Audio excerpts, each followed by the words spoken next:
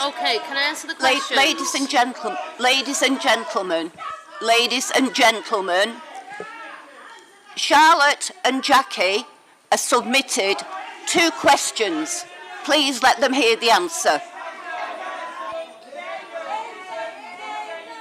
Madam Mayor, the next couple of questions are in relation to Shabir Ahmed, Jackie Schofield and Charlotte Every-Rose. So the first question, Madam Mayor, is from Jackie Schofield. My question is in relation to offender A, Shabir Ahmed in brackets. A young woman came forward in 2012 claiming she had been abused by offender A when he was employed as a welfare rights officer by the council. I would like to know why the Children's Social Care Service closed the case within a few days without undertaking any assessment, which might have resulted in a proper investigation into offender A's employment conduct.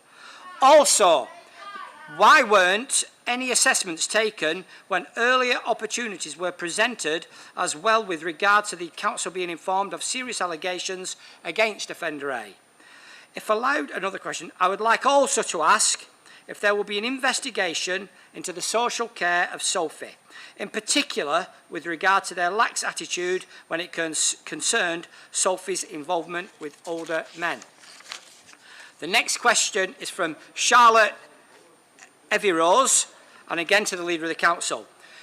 Despite attempts to deceive the people of Oldham, it has now been forced out that Shabir Ahmed was employed by Oldham Council for 18 years. It has now also been confirmed that as well as having access to vulnerable children and families, the ringleader of the Rochdale grooming gang was also protected from investigation whilst employed by the council. Is Amanda Chatterton, the leader of Oldham Council, prepared to name the Labour Party colleagues sat beside her that knew Shabir Ahmed and therefore would have known he worked for Oldham Council? Name who was the borough solicitor, the council chief executive and leader of the council at the time a complaint of abuse against Shabir Ahmed was inexplicably shut down by the council. The people of Oldham have a right to know who exactly was responsible. Reassure us all that the council, either directly via the Mayor's office or any other OMBC-linked entity, did not provide Shabir Ahmed with any form of reference or support of any kind once he had been charged. It is time for this Labour Party to run council, to be honest with us all. Shabir Ahmed was one of yours and you protected him.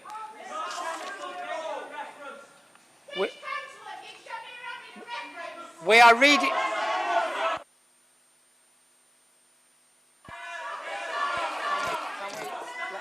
Okay, can I answer the question? Ladies and gentlemen, Charlotte and Jackie have submitted 2 questions. Please let them hear the answer.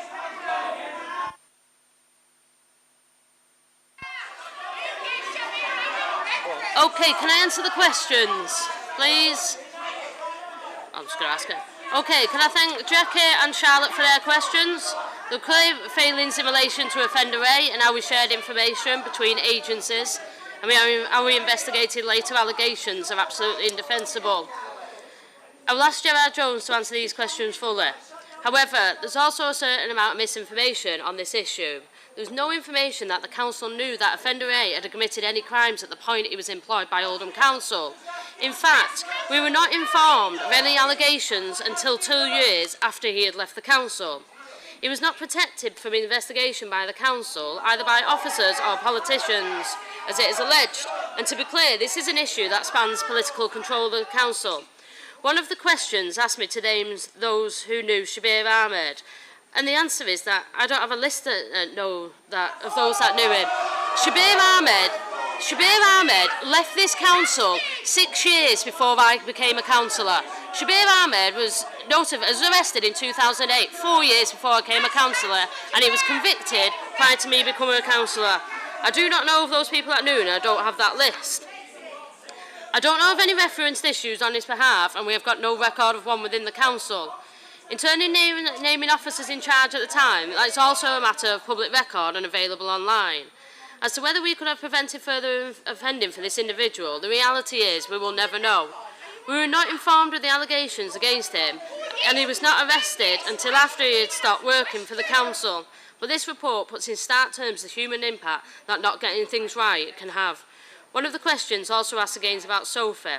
Like in many other places at the time, we did not properly understand the issue of child sexual exploitation and didn't know the best ways to protect or support vulnerable young people. We also let Sophie down as an adult when she came to us looking for answers about the abuse she had faced and the care she had received. We should have been more willing to learn and accept our failings, and I'm truly sorry for the additional pain this will have caused. Things have changed a great deal since Sophie was a child, but I'm going through the report line by line to see if there's any more learning and any more improvements we can make, and no child should ever be let down as she was. Thank you.